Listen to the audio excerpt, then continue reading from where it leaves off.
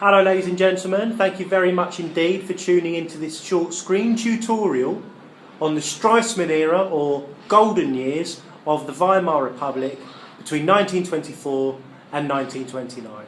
You can find this tutorial and many others at www.historychappy.com. We all know that the period 1918 to 1923 was a difficult one for the Weimar Republic. In August 1923, President Ebert appointed Stresemann as both his Chancellor and Foreign Secretary. Although Stresemann resigned as Chancellor in November 1923, he remained Foreign Secretary until his death in late 1929, and the period between 24 and 1929 are sometimes known as the Golden Era or Recovery Period, or the Stresemann years. Irrespective of what you want to call the period 1924 to 29, it was probably the high watermark of the Weimar Republic, or its most successful, when it experienced the least turbulence and upheaval and was the most prosperous. When Stresemann became Chancellor and Foreign Secretary of Germany in 1923, he had two huge problems to face. The first was that the French army were occupying the German industrial region of the Ruhr. This had subsequently caused the German economy to enter hyperinflation, where the currency was completely devalued to the point of being worthless. One of Stresemann's first actions was to introduce a new temporary currency called the Rentenmark, which restored confidence in the German economy by linking the currency to shares in German land and industry. By August 1924, Stresemann was able to introduce a new permanent currency called the Reichsmark, which was controlled by a new national bank called the Reichsbank.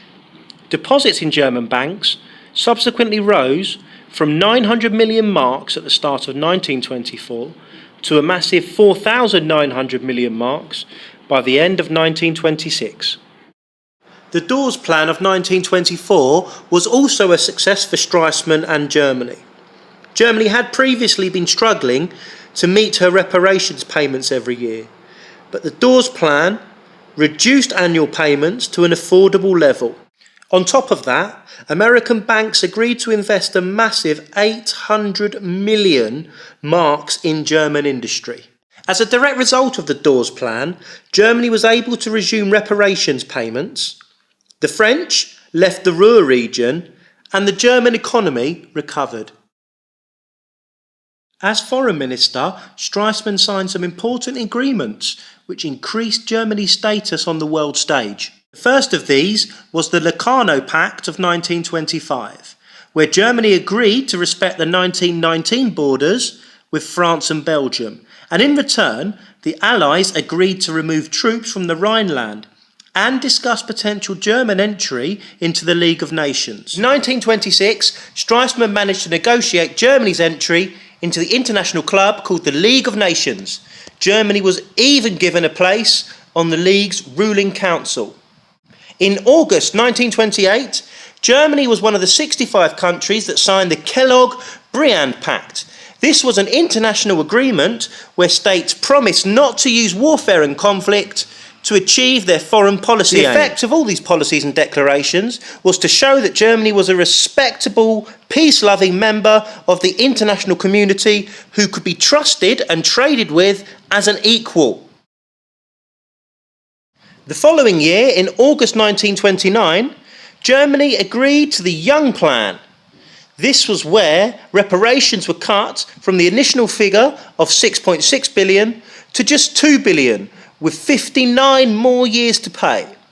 This had the effect of strengthening Germans' respect for the Weimar Republic, and when you link this with other successes in economic and foreign policy, it made the Weimar Republic look more trusted, respectable, and stronger to its citizens and the international community. However, despite this vast reduction in reparations payments, they still stood at £50 million per year after the Young Plan and needed to be paid until 1988.